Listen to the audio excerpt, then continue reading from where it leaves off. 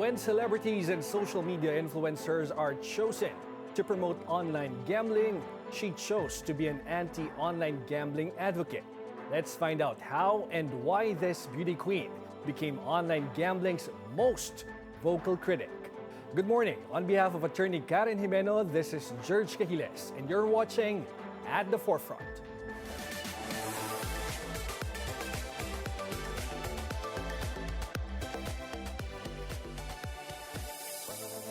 Rising to fame through Super Sirena and Miss Q&A in 2018, she dazzled the crowd not only with her exquisite beauty, but also her outspoken intelligence. Miss Philippines, what are the challenges that new generation is facing today? And what will you say to them to solve the problem? Miss Philippines, take it away.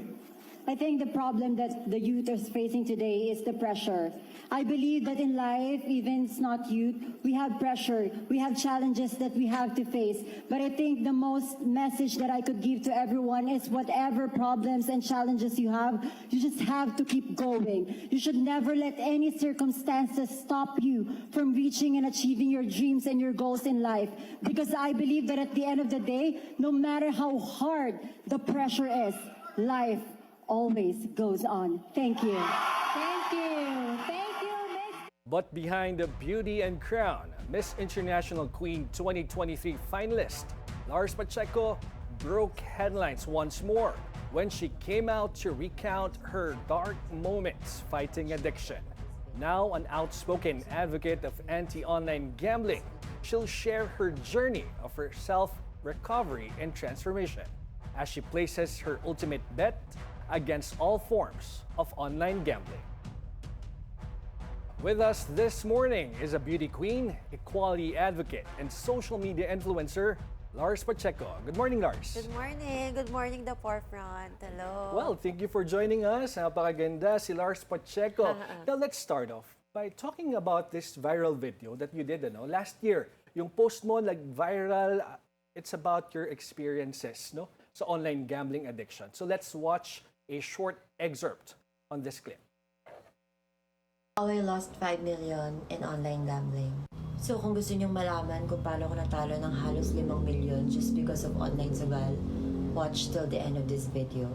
Well, I'm super duper afraid to create this video but baka maging help. So it started in 2021.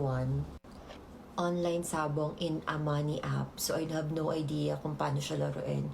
So, nakikinood ako dun sa mga kasama ko sa bahay. Hanggang sa sinubukan ko na siya. At dahil nga wala akong alam, namimili lang ako ng color blue or color red. So, meron or wala. So, Lars, talk about that video, Bakit ka nag-decide once and for all i-post at i-expose yung sarili mo with that addiction? So, in 2021, parang medyo paalis pa lang yung mga lockdowns and all. So, kaming mga magkakaibigan, na-lockdown kami in just one house. And then they were like, gathering, and then nagsisigawan, ganyan. And ako kasi I'm always lang sa kwarto ko, ganyan. So, there's this one time na parang, ano pa yung ginagawa nyo? Patingin nga, ganyan. Tapos lagi sila excited, minsan malungkot, ganyan. Tapos sabi niya, tumatalpak kami, ganyan. Sabi ko, ano yan? Ano yung talpak? And all. So, I tried. Parang, all by myself, pinuntahan ko kung saan sila naglalaro, and then, hindi ko talaga alam, I have no idea kasi hindi ko pa siya na-try. And then, yung pala, mga manok na maglalaban-laban or sabong. Tapos ako, wala naman akong alam. So, I just have to choose between blue and red. So, ganun lang ako naglalaro. Minsan nananalo, minsan natatalo. And then, there's this one time na parang nanalo ako ng malaki. Magkano yun? Gaano kalaki yung malaki? 20,000. Okay. Parang ganon. So, Magkano parang, yung bet? Parang 1,000. 1,000 pesos. Oo, yes. Tapos, parang, sabi ko, ay, pwede pala na ganito. Pwede ko pala siyang gawin like, pag may pera ako, pwede akong magsugal para may lumago, ganon. Yes. So, yun yung naging mindset ko and all. And then, in time, parang sabi ko, mas lamang na yata yung natatalo ko. Okay. So, thankfully, nung 2021 na yon, yung administration, tinanggal nila yon doon sa money up na yon. So sabi ko, answered prayer. Kasi I cannot resist eh. As long as it's there and pag may pera ako, I have to cash in talaga. How long was this? Gaano katagal itong sinasabi mong pagkalulong mo sa online isabong, no? But that was 2021. Okay. So parang siguro mga after 6 months, Okay. tinanggal siya. Okay. Nung administration pa na yon. So wala na. So parang sabi ko, okay. Tapos naka-move on ako. Wala na, parang ang linis-linis na ng pagkatao. Pero sa ko, tansya no? mo, magkano natalo sa'yo that time? Sa 6-month period na yun? Malaki din. Parang nasa 200 plus. Wow, okay. Ganon. Tapos, yun na. Okay na, wala na. So thank you, Lord. Ganyan. Wala, tinanggal mo. 2023. Okay. nandun Ano na ulit nangyari? siya. Bumalik siya ulit doon sa money app. Okay. Without me, na wala na ako idea. And ako, parang feeling ko cleansed na ako and Oo. all. I can, parang kaya ko nang tanggihan. There's this one friend na, sendan mo naman ako ng 500. Sabi ko, bakit? Sabi niya, pampahiyang lang kasi baka swerte ka sa akin. Sabi ko, saan? So, yun naman yung bingo. Nagbibingo sila doon sa money app na yun. Okay. Then ako, there's this curiosity again. Ano ba yung bingo na yan? I tried. And then that's the start of the nightmare. 2023 up until 2024. That's where I almost lost everything. Ito na yung pinag-uusapan nating Yes. 5 million pesos. And this is just a bingo game, sabi mo. It started in the bingo Okay. game. But in the money app, there's a lot of games. Slots, cards, sports, and all. I've tried everything. Okay. Saan ka saan ka pinaka nagtagal maglaro sa mga yon? The card. Okay. The card. Anong meron? Card. Yeah. Parang tong O, its, just ganyan? Parang lucky 9, ganyan. Banker player. Alright. So, during that time, sabi mo, 2023 to 2024, 1 whole year. Did anyone know that you are spending a lot of money for this online gambling? My boyfriend knows that I play. But, hindi niya alam na gano'n na pala yung kalaki na tatalo ko. Like parang, kasi we shared one email eh. So every time I cash in, it appears in the email like this transferred successfully and all. And he was like, ano na naman yun na tinransfer ganyan? Sabi ko, wala yan. Ano lang, 500, 1,000. Without knowing every transfer, 20,000, 30,000. And it's not, how frequent itong pag-transfer ng pera? Sometimes in a day, I can lose 100,000, Alright. 140,000 in just one day. And syempre, pinag-uusapan kasi yung sabi mo, meron kayong shared email ng boyfriend mo, pero dinideny mo sa kanya that you are playing. So may deceit, may Yeah, kasi I have a business eh. So Okay. sometimes sinasabi ko na parang, payment ko yan sa ganito, sa ganyan. Okay. Pero hindi siya naging rason para pag-awayan yung dalawa. Was it a relationship issue between you and your boyfriend? Actually, no. Kasi my boyfriend, because we have separate money eh. Okay. I mean, pera niya, pera ko. So there's just, pag alam niyang nakasimakot ako, Okay. nagkulong ako mag-isa, parang, tama na kasi, ganun lang naman siya. Parang tama na kasi. And then yun, parang, hindi naman niya ako inaaway or what, ganyan. Pero I can feel na, please, tigilan mo na. Parang ganun. Can you describe to us, ano bang meron sa online gambling that, made you continue playing and spending a lot of money for that any game online? Yeah, kasi I am the breadwinner of the family. Oo. And in 2023, I can say that was my prime. I mean, I have a Yes. very good business, thriving business. I have spare, I have lots of money. I've invested in different properties in Zambales. And then, I still have money. Parang, sabi ko, ang dami ko pang pera. Paano ko pa ba to mapapalago? Nakikinig. Before. Before ngayon kasi, medyo, babawi pa lang eh. That was my mindset. Sabi ko, ang dami ko pang spare. It's just in the bank. Sabi ko, paano ko pa ba to pwede pang palaguin pa? Oo. Like, that's the reason. Hindi dahil broken ako or hindi dahil walang pera, ganyan, nakipagsapalaran ako. No, it's not like that. Parang magandang problema yung walang paglagyan ng pera. Yeah, no? kasi sometimes if you're a business owner and Yes. parang gusto mong yung pera mo to grow eh. I-invest mo pa. Yeah, Oo, parang tama. that's non-stop once you've tried to invest. Parang it's addicting din eh, na parang, kaya sige pa, invest pa sa ampasan. But talk about the games. Bakit ka tuloy-tuloy na naglalaro? Bakit sabi mo hindi mo mapigilan yung sarili mo? Yes, because the first reason is I want my money to grow. Okay. But Oo. here's the thing. I'm losing 20,000, no, it's okay. Oo. 30,000, it's okay. 100,000, that's the pinginig na. Oh my gosh, I need to bawi that 100,000. Oo. So I have to play. And then lalaki na siya 200,000. Hanggang sa gusto mo lang bumawi na. Yun na, that's the start of the curse. Parang at first you want to grow your money, and then pag natalo ka na, na-lose, you want to take it all back. And then, hindi mo na mamalayan, you're risking it all. Nauubos ka na unti-unti. Apart from your boyfriend, sino pa nakakaalam na, nag-online gambling ka? My friend, there's this one friend of mine that's very close to me. And she also play. Okay. Yeah, she also play. Okay. So sometimes we talk about it na, nagbigay ba sa'yo ngayon? Sabi ko gano'n, like, gano'n. Siya yung nakakaalam din. So, ganun ba yun? Kapag if you know someone who also plays, nakaka-encouraging ba siya? Especially in that way. It is. Oo. It is How? encouraging. Like, when you want, parang ano lang yan eh. Parang pag nagmo-move on ka, I mean, parang magre-relapse ka. Like, Oo. pag nabanggit yung pangalan niya, di ba? Yung parang meron kang broken-hearted ka to this guy, and then Oo. babanggitin niya yung pangalan ng guy. Parang babalik lahat, ganon. Also in gambling, the trigger. I mean, you want to change, pero pag-uusapan ng mga tao sa paligid mo, ako nga nanalo ako ngayon eh, ako nga nagbigay ngayon. The spark na, wait, try ko nga ulit. So, what's the worst experience? I'm lying. Uh-huh. Nagiging masama akong tao How? because of that. Because, yun nga, unang-una nagsisinungaling ako, like sa friend. Kasi I have this two close friend na I can rely on when it comes to financial needs. Like, the three of us, if someone needs money, without a doubt, without second thoughts, Yeah. we give. And then there's this two friend of mine na parang, sando naman ako kasi na-limit na ako. When in fact, hindi talaga ako na-limit. Zero na talaga. Okay.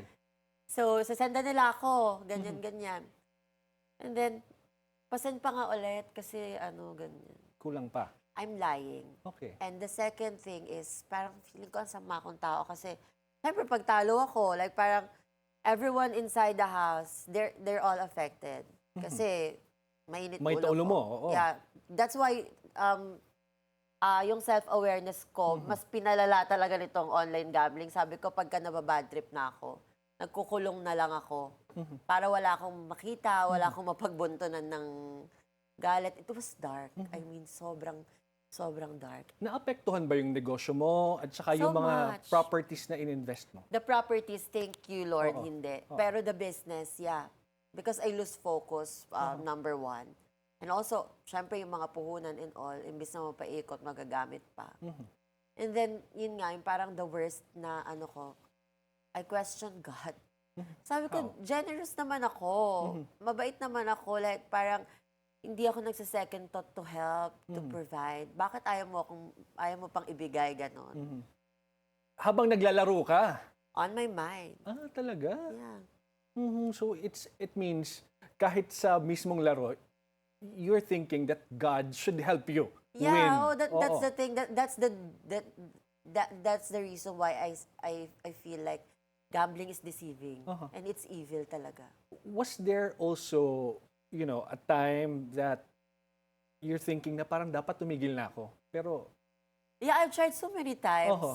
Like kunyari ngayon, pinakamalaki na tao 200,000. So, ayoko na talaga. Hindi na talaga. 2 days. after, oo. And then trigger, go ahead. Sige, mababawi mo pa yan. Kasi just for a moment, lugmo ka eh. Pero pag mga nakahinga-hinga ka na, okay ka na ulit, laro ka na. Paano maka-get over sa nawawalang 200,000? Anong ginagawa mo kapag, let's say, you lost 200,000 pesos? What do you do to, move forward or move on from losing that amount of money? Yeah, You actually can't move on. It's always on your mind. Okay. And then, may papasok akong pera because of my business. Oo. Lalaro ulit ako para mabawi ko. Sabi ko, ipabawi nyo lang po kahit kalahati, titigil na po talaga ako. So ngayon, noong 2023, pinag-uusapan natin ay ano yung factor? Bakit sinabi mong, hindi, talagang ayoko na talaga. Ayoko na. Titigil na ako. Sabi ko, nung nakita ko yung pamangkin ko, kasi my sister is single mom. So, I provide. And then sabi ko, kawawa tong batang to pag hindi ako tumigil. Family talaga. And then sabi ko, this is not the life I promised myself. Na parang, laging mangungutang, ganyan, laging zero, and all. So, yun yung ano. And also, yung sinabi kong friends na, sabi ko, kung hindi ako ako nga, nararanasan ko to, how much more. Yung mga iba na, di ba, parang, ako kasi parang sabi ko nga dun sa vlog ko, optimistic talaga akong tao. Sabi ko, kung lugmok ako, for sure may mas lugmok pa sa akin. Di ba? And, you know, yung courage lang na yon na parang sabi ko, ako na, sige na, ako na yung push forward, na mag-encourage to stop. Okay. But during that time, noong 2023, yung kasagsagan ng, sabihin nating addiction mo, no? Kasi you describe it that way. Was there any offers from, gaming platforms to endorse, participate in their activities, events? Or nalaman ba nila that you actually play? Kaya kukuhanin ka nila as an influencer and as an artist? Actually, nobody knows na I play, aside from that friend and my boyfriend. Oo. So, I have offers na nare-receive. Just like, for 6 videos per month, 300,000, 250,000, which is a very good price. Malaki yun. Yeah, a Oo. very good amount. Pero kasi ako nga, parang nung time na yon natatalo na ako eh. So, sabi ko, ayoko nang mandamay pa. Ayoko nang mandamay. I mean, bisyo is bisyo kasi, and you should not be proud of it eh. Diba? Kumbaga may awareness ka. Yeah, that's the self-awareness. Oo. Yun lang din naman yung proud ako sa sarili ko na, Lord, thank you, binigyan mo ako ng self-awareness. I mean, Oo. Pero hindi ba tempting? Kasi it's 300,000 pesos. 300,000 pesos na pwede mo ipantaya. Was it tempting? actually kasi, nung time na nare-receive ko na yon, gustong-gusto ko na rin talaga magbago. Okay. Gustong-gusto ko na talagang matigil. Gusto ko nang makawala. It's just like, there's this feeling like there's a chain na parang let me go, ganyan. But I did some appearance pa sa isang online casino. Okay. For Panagbenga. Pero I didn't encourage na here's the link, play in this link, ganyan. I just have to be there for the event. Yeah. Okay. So, kanina kinukwento mo sa akin, nakita mo yung pamangkin mo, you're helping him ba or her? Him. O him. You're helping him, and sabi mo, hindi pwedeng ganito ako. But what was the point that you decided to come clean and expose yourself na sabihin sa lahat ng tao, give it, kasi syempre, Lars, ikaw ay isang influencer. Isa kang beauty queen. Tinitingala ka sa pageantry. But, coming out na addict sa sugal, that's something else. So, ano Yes. yung nagtulak sa'yo na parang, okay, this is it. Sasabihin ko na to sa lahat. Ako kasi, parang yun nga, naisip ko na before I did the confession, 2 months na akong gambling free. I mean, as in free. And then there's this friend, na mga friends ko na parang depressing na yung mga posts and all, ganyan. And then, in just a span of wala pang 1 year na natuto silang magsugal, nabenta na lahat. Naubos na lahat. So sabi ko, parang, and also, there's this one pageant na inatinan ko. Like, after our rehearsals, everyone is busy on their phone doing the gambling thing. Okay. So sabi ko, my gosh, parang nino-normalize na to, na parang the feeling ng always talo, parang okay na lang sa lahat. Parang ganyan. Na parang, because of this gambling thing, we cannot move forward. Parang, andito na tayo, lugmok tayo, sabay-sabay lahat tayo. Lalo na yung mga bakla, lalo na mga trans na kakilala ko. Parang, actually, sila lang talaga yung unang dahilan. Yung mga kakilala ko. Na parang, sige nga, kung si Lars nga kaya niya, for sure kaya rin natin. Kasi ako, based on my experience as someone who's in the pageantry, everything I do, ginagaya ng iba. Like, when it comes to styling, Yes. with how I answer, with what I present, parang it's contagious sa mga taong Talagang nag-idolize. role model ka nila. Ayan, Oo. nag-idolize sa akin. Everything I say, parang, parang ginagaya nila. So, there's this one thing na, parang, sige kung kaya nga ni Lars, di ba? Parang, kaya rin natin. But of course, syempre, influencers kayo, nag-shoot ka ng video. Nagdalawang isip ka ba na? Yes. Oo. Can you talk about that? Yes, I prayed. Uh-huh. I prayed talaga. Sabi ko, Lord, kung talagang ipopost ko to, ipopost mo sa akin. Ganyan. So, tumawag yung friend ko na dahilan kung bakit umiiyak. Umiiyak siya, parang parang nasa rock bottom na ako, ganyan. So, that's my sign. I posted it. And then, I chilling ako. Kasi wala, parang mga 5 minutes pa lang, 100,000 views na. And sabi ko, ano nangyayari? So, yun na. And then, from then on, parang every day, it helped me pa. Na, of course, every day, you remind people, every day, parang nag-raise ka ng awareness. Doon pa ako mas lalong naging eager na. Yeah. Kumbaga, encouraging yung number of views. How about sa comment section? Do you read? Nagbabasa ka ba? Sometimes. Oo. Sometimes. Ano yung mga nababasa mo doon na una? Mga... How they relate. Parang it's like 100,000 comments ngayon. Parang, my gosh, itong mga tao na to, lugmok to. So parang, ayun na lang din laging fuel ko na, sige, tutuloy ko to. 'Di ba? Parang, kasi some people, most especially yung mga nandun sa industry na yun, of course, parang they will hate me. Yes. Na parang they will gonna do things na to discourage me na parang, okay na, nasabi mo na ng isang beses, ba't paulit-ulit? Paano ba yan? For the views, for the clout, and all. And then, parang there's this one time na, sige na nga, parang, okay na. Quiet Basta na, at least ginawa ko na yung part ko. Parang gano'n ako, basta ako sinabi ko na sa inyo. Pero hindi eh. Kasi, up until now, itong moment na to, I'm receiving message of confessions. I'm receiving message from people who wants to ask financial help for me. And I feel very helpless kasi wala naman ako mabibigay na financial kasi ako struggling din hanggang ngayon. So sabi ko, the least thing that I can do is the message to be visible every time, to show up for the people, di ba, who experience the same thing. Do you engage with those people who are confessing? Some, Oo. I cannot engage with everyone. Oo. But there are some na talagang, sometimes I'm starting the day opening my messenger and then the whole day is just, kasi I absorb. Oo. Naapektuhan ka? Yeah, sometimes. And how do you deal with that? Knowing na ikaw ngayon yung muka ng advocacy. Parang I feel pressured na parang pag tumigil ako, baka wala nang wala nang mag-speak up. Ganyan. And talagang, when I've been seeing articles from senators, congressmen, na they are starting to talk about this, parang, again, it fuels me. Na sige, tuloy-tuloy tayo, may mga kasama na ako, may mga Pero siguro, hindi ka ba natatakot? Na Takot. malalaki. Bakit? Bakit ka takot? Anong kinakatakutan mo ngayon? Of course, baka mamaya pabaril na lang ako ng mga na yan. 'Di ba?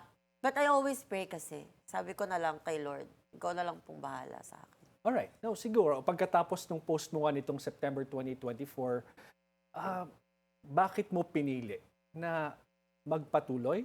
And do you still continue speaking out for this advocacy? Pero bago mo sagutin yan, at the forefront, we'll be back after a few reminders from our sponsors. Thank you.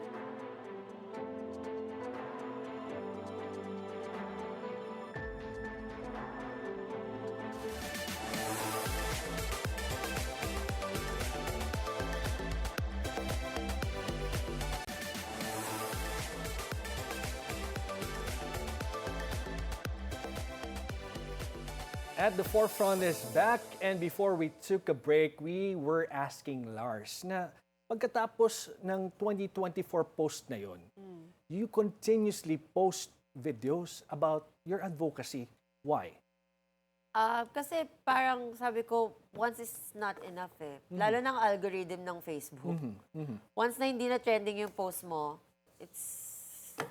matatabunan na siya. Pero it's not about the clout. It's not about, No, it's not about the cloud. Oo. It's not about the cloud. It's about the experience that I want to share. Sabi ko nga, kasi sabi ni Jane De Leon dun sa Darna niya, kapag meron kang pagkakataong tumulong tas hindi mo ginawa, ikaw na yung may kasalanan mo. So, pag meron kang kakayahan, then do it. Oo. Pero pag-usapan natin yung tungkol dito sa sinasabi mong takot kanina. Ano yung fear at how do you fight that fear? Ako, syempre, merong mga instances na, of course, you're opposing a business eh. 'Di ba? A business na hinahawakan ng hindi lang mga mabirong mga tao. 'Di ba? Mga big companies, big people. So, of course, I know, parang there's a threat na baka mamaya masyado ka lang marami nalalaman, bakla ba? Oo. Ganun na, parang ganun.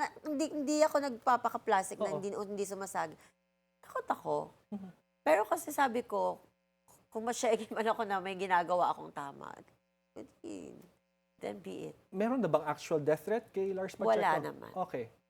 Well, Sana which is a good thing. Pero are you preparing yourself to that point para dito sa advocacy na to? Sabi ko nga self-aware ako lagi. So, yeah, I mean, naisip ko siya. Pero pinagdadasal ko siya lagi. And even your family, wala ba silang sinasabi tungkol dito sa Meron. ginagawa mo ngayon? So what do they tell you? Just like what I feel, but they don't stop me from doing the things I do. Sa mga comments na mga binabasa mo, sa mga posts, sa videos mo, ano yung pinaka-striking para sa'yo? Kung may naaalala ka na pinakamatindi na nabasa mo, what's that? Siguro, aside sa hindi sila naniniwala na gambling free na ako, hindi naglalaro pa rin yan palihim, ganyan. Once an addict, always an addict, ganyan. So, yun yung lagi kong hindi ko na kasi para patunayan eh. Alam ko kasi sa sarili kong no. So, sabi ko, it's not true. Everyone can change. Everyone can move forward. Siguro lang yung parang medyo na kong comments is that ako naman, agent ako, dyan ako kumikita, dyan ko napapakain pamilya ko. Paano naman kami? Oo. Paano mo yung tinatanggap? Parang, ako kasi nga, sabi ko, kanya-kanya tayo ng diskarte sa buhay eh. Di ba? We hustle. Kung paano tayo mag-hustle. So, ang sabi ko lang lagi, pag ino-oppose ako ng mga influencers na nagpo-promote, ng mga agents, kung gaano kayo kasipag mag-promote ng online gambling, ganon din ako kasipag mag-promote ng against gambling. So, pagalingan tayo kung sinong susundin ng tao. Ako, I don't parang condemn, natigilan nyo yan, huwag kayo mag-promote, ganyan. Kasi do it. Pero ako, gagawin ko rin kung ano yung gagawin ko. Kumbaga, you respect the work. Yeah. But then, I will do my Yes. part as well. Pero may mga nakaaway ka na ba? Like, tipong, as in away. Nakaaway mo ngayon because of your advocacy. Wala naman. Wala naman. And which is good. At least, kagaya mo, they respect your advocacy, ano? Kasi mahirap din na in your, of course, hindi naman natin alam, no? Na baka may mga nagsasayita behind your back. But your friends. For sure. Have you learned anything about that? Na parang binibira ka patalikod na itong May mga ganon. Like, parang kasi they see this as, gusto lang magpasikat ni bakla.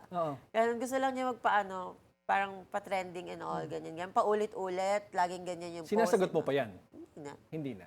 Hindi na kasi, kahit paulit-ulit yan dyan, if you don't like the post, that means it's not for you. Alright. Sige, medyo pagaanin natin ng konti yung ating usapan. Now, in order for us to get to know you better, we'll show pictures relevant to you. And just like in beauty pageants, we'll give you 30 seconds, Lars, to answer or tell us how relevant the photo is to you. And you wait for me to say na timer starts now before you answer, okay? Sige, let's go to the first photo. Wow. Oh yeah, that's when I graduate. Ay, wala pa pala. Wala pa. Bilis. But this is your high school, this is Yes, high school yes, Lars. yes. In your high school yearbook, and it was written that your ambition is to become a reporter. Yeah. Ano ang kinuha mong course nung college, and share with us some ups and downs during your teen years. Timer starts now. So that was my picture when I was in high school, and I really want to be a broadcaster. Yeah, I took up mass communication, but then I started joining pageants. So it stopped kasi I'm earning my money na. So yun, parang ngayon ginagamit ko na lang yung confidence na yon to speak up in online. And hopefully soon magkaroon ng chance makapag-broadcast. Alright, you said you stopped studying. Tama Yeah. ba? Because you're earning money. Do you have intention to go back to your schooling, finish it? I tried last year. Oo. I took up naman business administration. But the schedule talaga parang Hirap ka. Oo. so No. much. Tell us about your family. Kamusta sila? Siguro, unang tanong, paano ka nag-out sa kanila? I really didn't come out. Okay. So I'm blessed to have a family na very understanding. And supportive. Supportive, yeah. My mama is mama's girl kasi ako. So very soft. I mean, yung personality ko. And then my dad is always working abroad. So for every 2 months lang siya umuwi, ganyan. So we didn't get the chance to, have a father figure. Pero hindi na ako nag-come out. Parang, siguro little by little, bata pa lang kasi talaga, malambot na, ganyan. Na-adapt na nila, for sure, bakla talaga ito paglaki. Well, kanina, habang nagsasalita ka tungkol sa tatay mo, I felt something. Is your relationship with your dad okay? Yes, because Okay. when my mom and dad broke up, sa side kami ng tatay ko na nagstay. Okay. So, mas lumala yung relationship ko with my father. Okay. So parang na-strengthen din, Yeah, kahit nag-abroad siya. Yeah, All right. Sige, let's go to your next photo. All right. This is Super Sirena and Miss Q&A. So paano ka napasali sa dalawang rival contests and programs na Super Sirena in Eat Bulaga and Miss Q&A in It's Showtime? So timer starts now. Well, I believe that if one door closes, another one open. So I lost in Super Sirena, and then the next two weeks, I joined Miss Q&A and I won second runner-up. So, di ba, if it's not for you this time, try it again. Di ba? Try and try lang. Kasi sometimes, nasa maling lugar ka lang, di ba? Nasa maling workplace ka lang, nasa maling environment ka lang. But if you step out, malay mo nandun pala yung for you.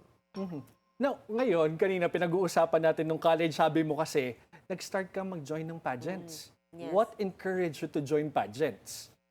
We were drunk, and then there's a pageant in the next barangay. Okay. And then I have a gown and a costume. Paano nagkaroon Without a plan. Without a plan. Oo.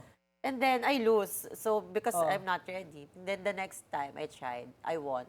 Parang 3,000 pesos. And then again, bilang business-minded nga, siguro mukhang pera na rin.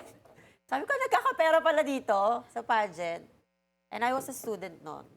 So sa student kasi hirap-hirap. From Bulacan, travel akong FEU, mahal-mahal ng pamasahe, magkano lang baon ko, 200. Pagod na ako, pwede na pala ako mag-earn ganyan through pageants. So that's the reason why I stopped. Can you say that pageants, ito yung addiction ni Lars Pacheco? Yes, up until now. It's more than addiction, it's a passion. It's the reason why I have supported myself since I was 16. Now I'm 28 for 12 years. Wow. Yeah. Nilalagari nyo yan. Paano ba yung sinasabing lagari? At paano nagiging source yan ng kabuhayan ng mga kagaya mo? The term lagari kasi sometimes the pageants is here in Pampanga and then the next day in Batangas. And then after Batangas in Aurora.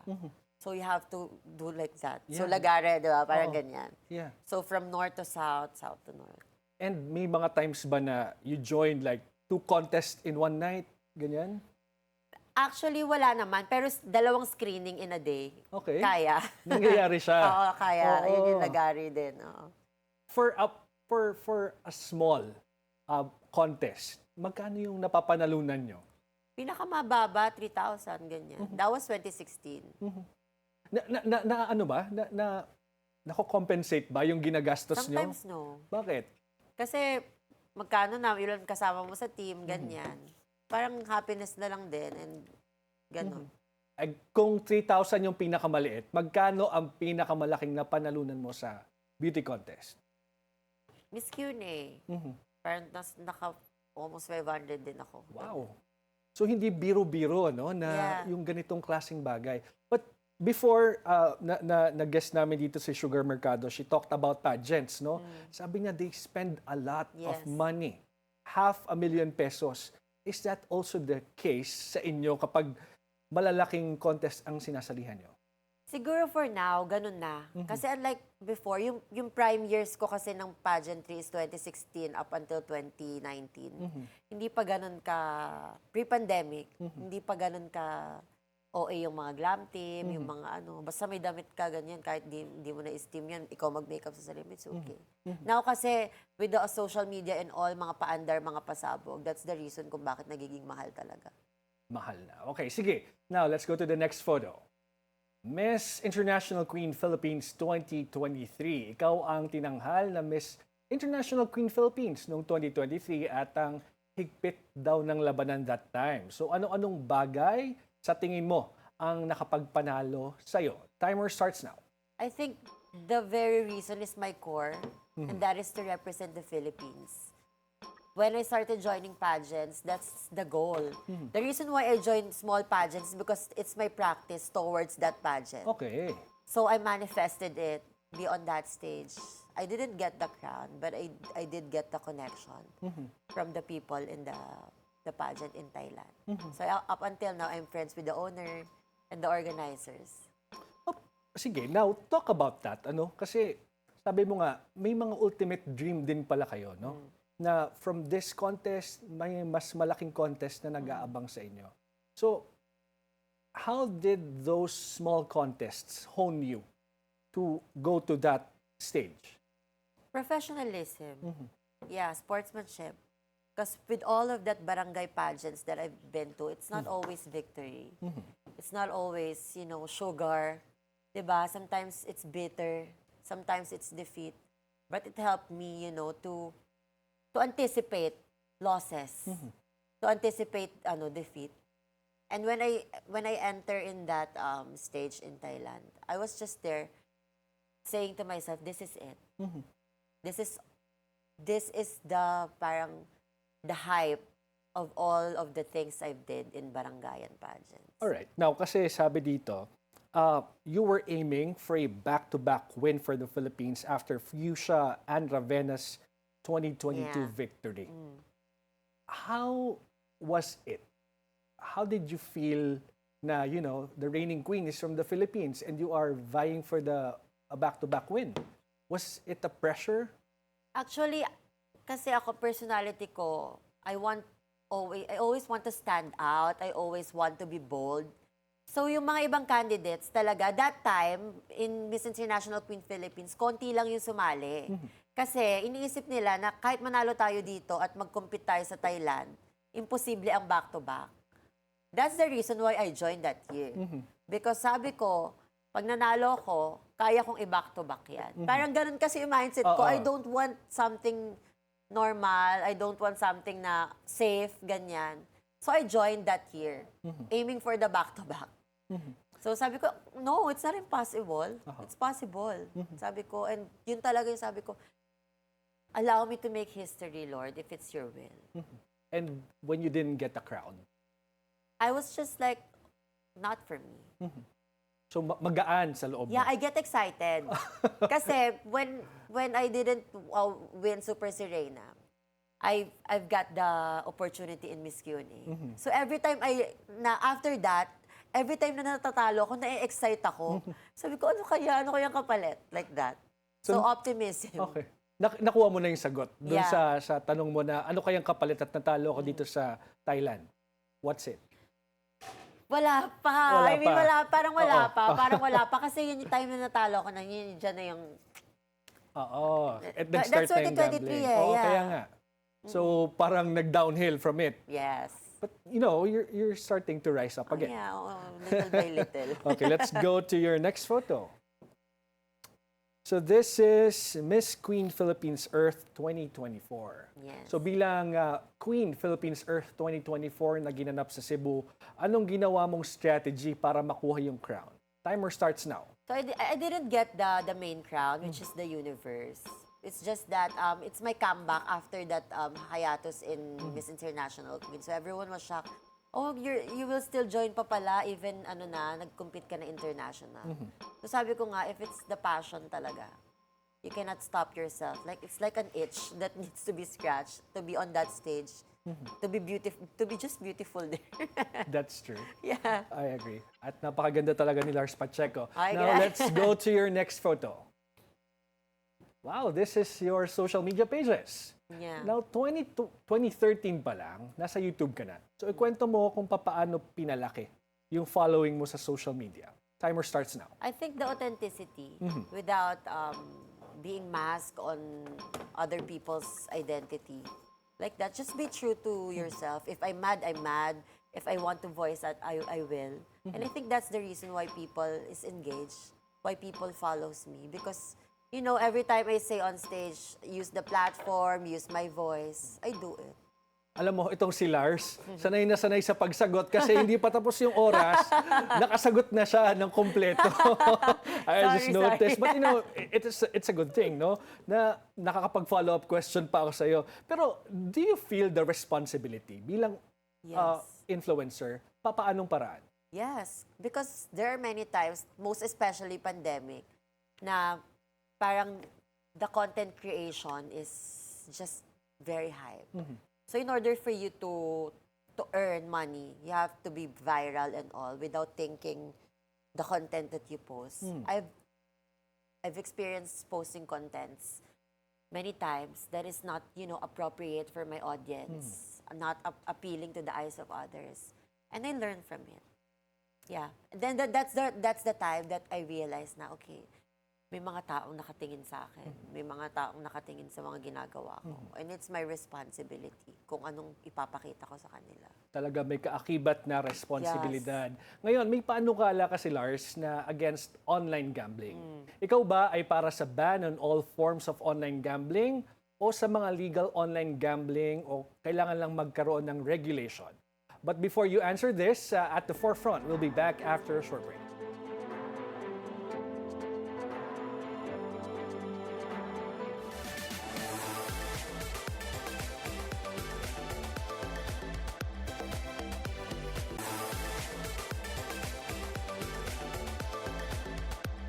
Welcome back at the forefront. Now, Lars, ngayong may mga panukala na against online gambling, ikaw ba ay para sa ban on all forms of online gambling o sa mga legal online gambling lang o okay lang sa iyo na i-regulate?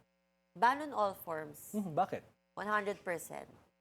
Kasi dati wala naman yung mga online gambling na yan. 'Di ba? Mababa ang kaso ng addiction ng sugal sa Pilipinas.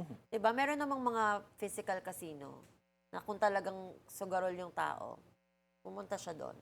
Hindi makakapasok mga bata.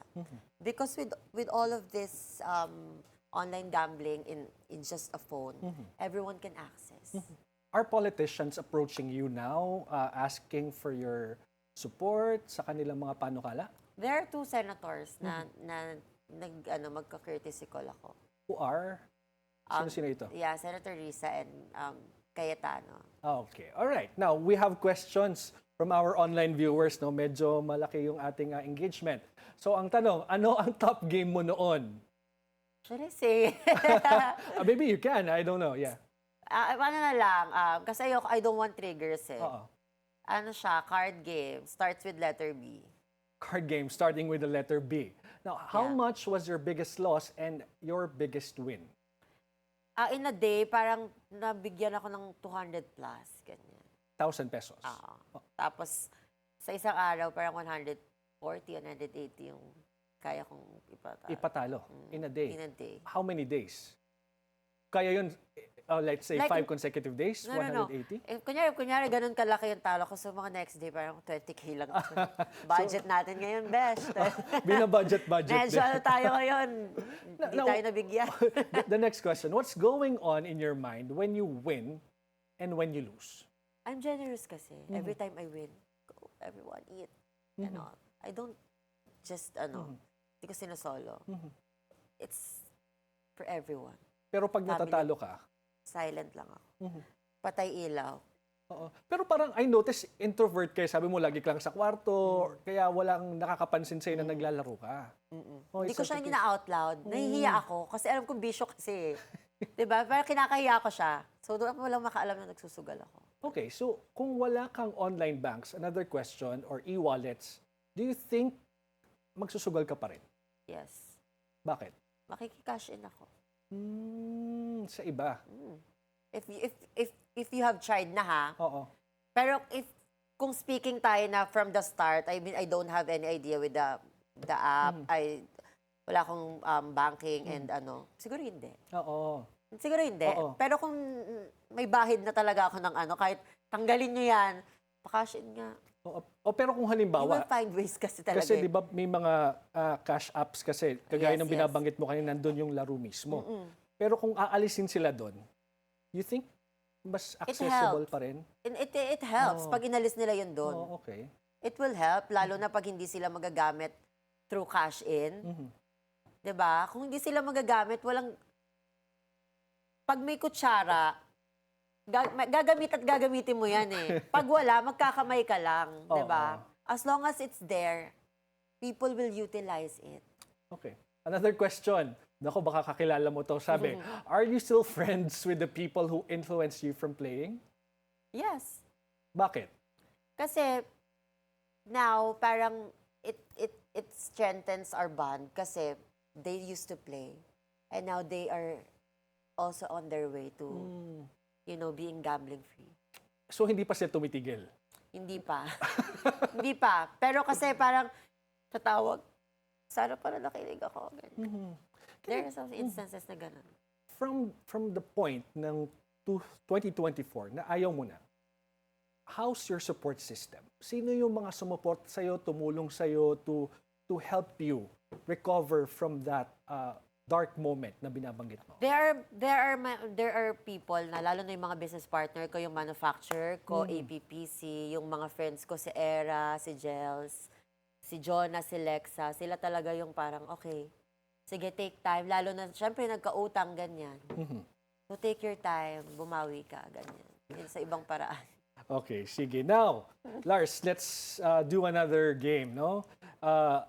Ito yung top 3, no? So, sasabihin mo sa akin yung top 3 mo, excuse me, in the several categories. Again, you have 30 seconds, no? To answer, and you wait for me to say, timer starts now before you begin answering. Okay. Lars, are you ready? Okay, sige. Top 3 people who changed your life. Timer starts now.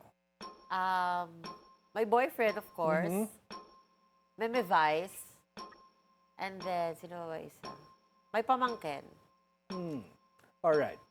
Sino yung pinakamalaking influence sa'yo? Sa tingin mo? Si Meme. Alright. Sa sa career ko ha. Oo, Kasi career-wise. parang, career-wise, si Vice ganda talaga. As in, kasi parang successful, ganyan, stands for the community and all. Kumbaga, talagang idol mo siya. Yeah. Alright, now, Lars, your top 3 moments that made you cry, whether tears of joy or pain. Timer starts now. Of course, the first thing is when I have my full transition in Thailand. So that's when my womanhood started. And when I won Miss International Queen Philippines, dream come true. And when my ateton died, so the one who raised me. I'm so sorry.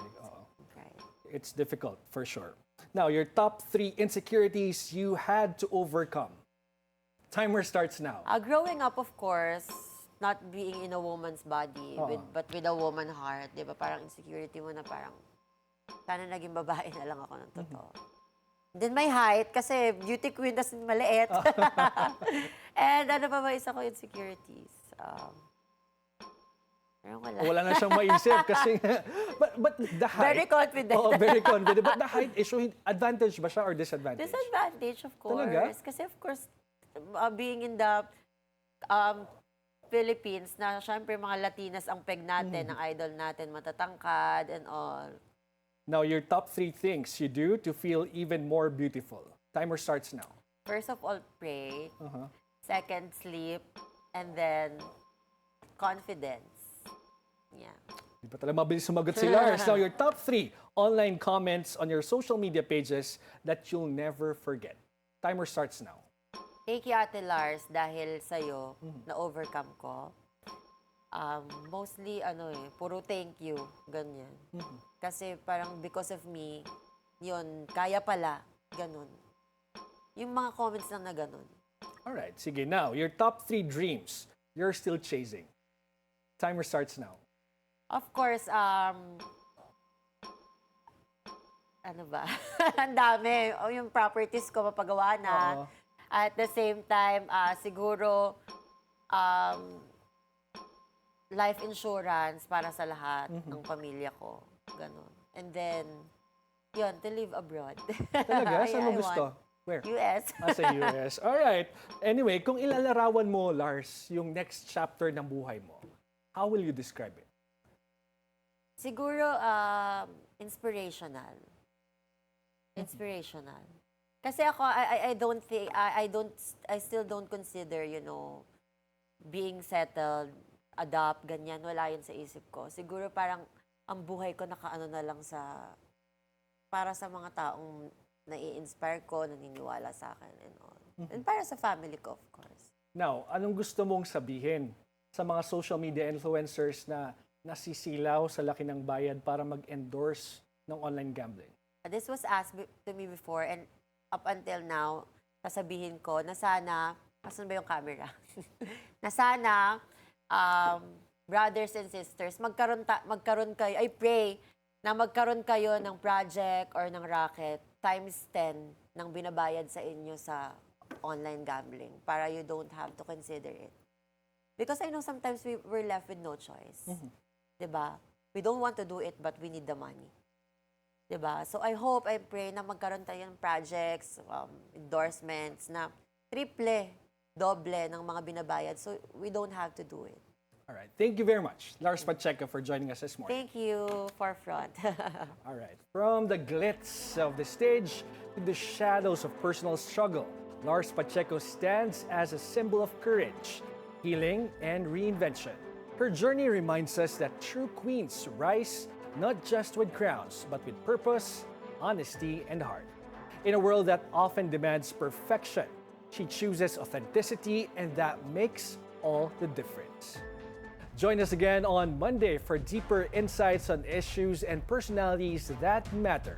On behalf of Attorney Karen Jimeno, this is George Cahiles. Thank you for spending your hour with us.